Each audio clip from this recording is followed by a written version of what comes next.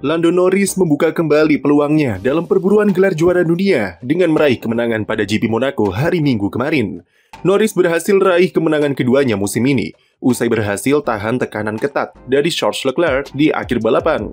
Seperti biasa, kemenangan Norris di Monaco sudah ditentukan lewat kualifikasi, di mana ia berhasil raih pole position.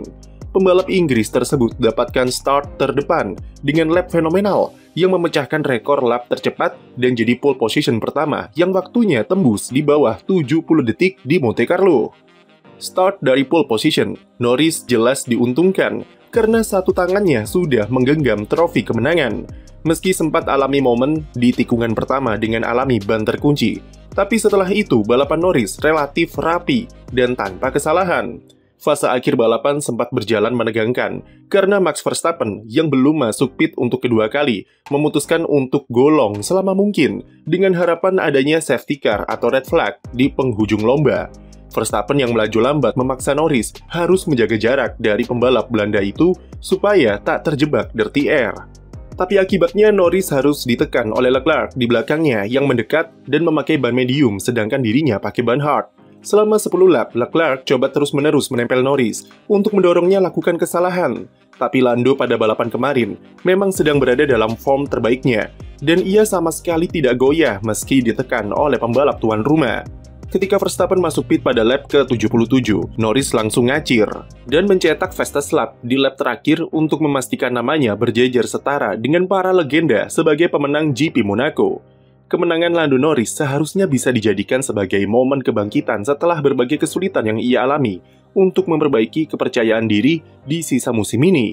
GP Monaco buktikan kalau Norris bisa perbaiki eksekusinya saat kualifikasi dan tanpa kesalahan saat balapan. Kecepatannya adalah salah satu yang terbaik di F1. Memang McLaren adalah mobil tercepat musim ini, tapi untuk menaklukkannya memerlukan eksekusi yang jitu dari pembalapnya. Dan itulah yang ditampilkan Norris pada balapan kemarin. Dengan Oscar Piastri yang finish di podium ketiga, Norris bisa tipiskan jarak dengan rekan setimnya itu di klasemen sementara menjadi 3 poin saja. Piastri sendiri tidak seperti biasanya. Sejak awal akhir pekan Monaco, dia cukup sering buat kesalahan. Dengan seringnya ia menyerempet tembok di sirkuit jalanan yang sempit. Salah satunya adalah di sesi FP2, di mana Oscar sempat tabrak tembok di tikungan pertama dan untungnya hanya alami kerusakan kecil di sayap depan. Namun tak bisa dipungkiri jika kesalahan itu cukup menggambarkan kurang klinisnya Piastri di Monaco dan ia kecolongan dari Charles Leclerc serta Norris saat kualifikasi. Sementara pembalap tuan rumah yang tahun lalu sukses membawa pulang trofi kemenangan sekaligus jadi pemutus kutukannya di Monaco, kali ini harus puas hanya duduk di podium runner-up. Ferrari sejatinya sama sekali tidak punya ekspektasi di Monaco, mengingat tikungan lambat adalah kelemahan terbesar mereka di awal musim 2025. Tapi siapa sangka, duo Ferrari bisa tampil sangat kompetitif di barisan tercepat semenjak latihan bebas. Leclerc bisa sapu bersih semua sesi latihan bebas dan meskipun gagal raih pole position, tapi dia bisa tempatkan Ferrari di grid kedua yang jelas sudah melebihi ekspektasi tim. Ferrari lakukan segalanya saat balapan untuk bantu Leclerc memenangkan balapan dengan inisiatif strategi yang diberikan. Namun start dari posisi kedua dan rapinya eksekusi Norris buat usaha Ferrari tersebut sudah maksimal untuk dapatkan hasil terbaik di podium runner-up. Lewis Hamilton yang sejatinya dapatkan kualifikasi di posisi keempat terkena penalti turun 3 grid karena halangi Max Verstappen saat hot lap di sesi Q1. Penyebabnya adalah miskomunikasi radio, di mana Riccardo Adami memberitahu jika Verstappen melambat di belakangnya, padahal aslinya tidak, dan dia masih lakukan hot lap. Drama miskomunikasi ini semakin intens saat balapan, di mana Hamilton mengaku tidak paham dengan informasi yang disampaikan Adami. Adami memberi instruksi bagi Hamilton untuk push dan mengatakan kalau ini adalah balapan kita. Pembalap 7 kali juara dunia itu bingung dengan maksud balapan kita tersebut, karena pembalap di depannya jaraknya jauh dan ia tidak tahu siapa yang harus ia lawan di race kemarin. Komunikasi mereka berdua sempat intens dan puncaknya adalah setelah finish. Hamilton bertanya apakah Adami marah kepadanya, dan race engineer-nya itu tidak berikan jawaban balasan. Hamilton sendiri bisa finish di posisi kelima usai lakukan overcut pada Isaac Hadjar dan Fernando Alonso di pit stop pertama.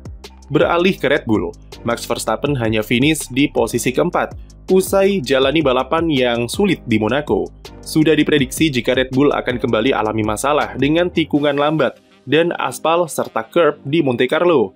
Strategi mereka dengan golong di stint pertama dengan hard, dan kembali golong di stint kedua dengan ban medium, untuk kemudian masuk pit di lap terakhir adalah strategi terbaik yang bisa mereka lakukan. Verstappen mau tidak mau harus stay out selama mungkin di stint kedua dengan harapan adanya red flag di akhir balapan dan dapatkan pit stop gratisan di posisi terdepan. Dia juga sudah nothing tulus karena mau pit stop di awal ataupun belakangan, hasilnya bakal tetap sama, yaitu finish di posisi keempat. Oleh karena itu Red Bull coba bertaruh dengan stay out lebih lama sampai lap terakhir sebelum melakukan pit stop keduanya. Beralih ke papan tengah, disinilah banyak hal menarik terjadi pada balapan kemarin. Aturan terbaru khusus GP Monaco yang mewajibkan 2 kali pit stop benar-benar membuat balapan berjalan dengan alur yang aneh. Racing Bulls layak mendapatkan apresiasi yang tinggi karena kerjasama strategi mereka sangat jitu dan berhasil membawa tim meraih double point untuk pertama kalinya musim ini. Liam Lawson yang berada di posisi 8 diberi instruksi untuk melambatkan kecepatan mobil secara signifikan untuk memberikan gap bagi Isaac Hadjar agar bisa lakukan pit stop tanpa kehilangan track position. Bukan cuma 1 kali pit stop, tapi Lawson disuruh buat gap yang memungkinkan Hadjar bisa langsung lakukan 2 kali pit stop hanya dalam waktu 5 lap. Total Lawson harus melambat sebesar 3-5 detik dalam 1 lap dibandingkan Esteban Ocon di depannya untuk mencapai target gap yang dibutuhkan tim. Strategi tersebut bukan cuma berhasil bagi Hadjar, namun juga berkah bagi Fernando Alonso serta Ocon untuk masuk pit tanpa kehilangan posisi track. Sementara Lawson sendiri berhasil eksekusi 2 kali pit stop dengan memanfaatkan gap yang dibuat oleh duo Williams di belakangnya, yang terapkan strategi serupa. Racing Bulls total berhasil bawa pulang 12 poin tambahan di klasemen konstruktor untuk naik ke posisi ke-7 menggeser Aston Martin, yang lagi-lagi gagal raih poin usai Alonso DNF karena alami masalah teknis. Lawson juga akhirnya berhasil pecah telur dengan raih poin perdananya musim ini dengan finish di posisi ke-8 dan bantu tim eksekusi strategi.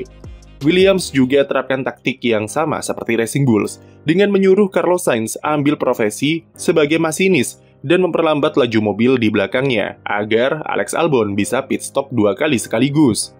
Ketika Albon sudah selesaikan pit stop keduanya, tim menyuruhnya bertukar posisi masinis dengan Sainz untuk gantian menahan barisan pembalap di belakang.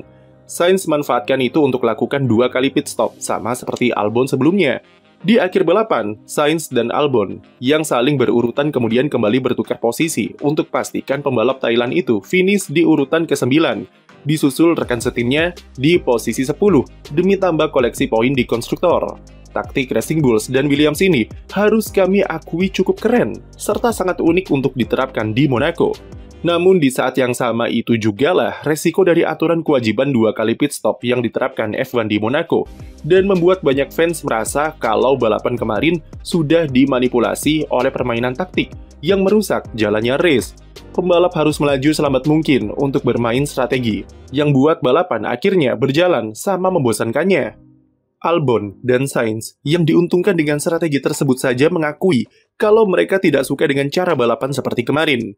Duo Mercedes jelas tim paling dirugikan karena mereka sama sekali tidak bisa berkutik karena dikunci oleh strategi dari Williams yang bosnya sendiri adalah mantan kepala strategis Mercedes. Terkunci oleh Sainz yang jadi masinis, kemudian setelah itu mereka bertukar posisi hanya demi Albon yang gantian menahan laju Mercedes. George Russell merasa frustrasi dan berujung dengan dirinya yang menyalip Albon dengan memotong siken dan beralasan kalau dia harus hindari Williams yang mengerem lebih awal. Karena sengaja menyalip pembalap dengan potong tikungan, Russell langsung diganjar dengan penalti drive-thru. Kimi Antonelli nyaris terapkan taktik yang sama, namun mengetahui penalti Russell yang berat, dia kemudian berikan kembali posisinya ke Albon. Strategi mereka jadi kacau dan ujung-ujungnya Mercedes ikuti strategi Williams dengan menyuruh Antonelli menahan laju pembalap di belakangnya supaya Russell bisa masuk pit. Mercedes pulang dengan tangan hampa di mana Russell cuma finish di posisi 11 dan Antonelli selesaikan race di posisi juru kunci. GP Monaco adalah akhir pekan terburuk Mercedes dalam 6 tahun terakhir dan peluang mereka sejatinya sudah sirna sejak kualifikasi. Antonelli alami insiden di akhir sesi Q1 di novel chicane, dan George Russell gagal lolos dari Q2 karena masalah di mesinnya. Start dari luar 10 besar sudah membuat peluang Mercedes untuk raih poin sangatlah mustahil, dan terbukti saat balapan, mereka tak berkutik. Selain Alonso, pembalap yang gagal finish lainnya adalah Pierre Gasly, di mana ia menabrak bagian belakang mobil Tsunoda sebelum chicane.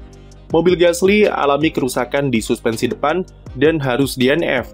Gasly sendiri, meski sempat diduga alami kerusakan rem, tapi investigasi FIA menunjukkan kalau pembalap Alpine tersebut miskalkulasi manuver terhadap Tsunoda. Jadi, apakah 2 kali pit stop sama saja membuat balapan Monaco membosankan? Tulis pendapat kamu di komentar. Dan jangan lupa beri like dan subscribe untuk konten F1 lainnya.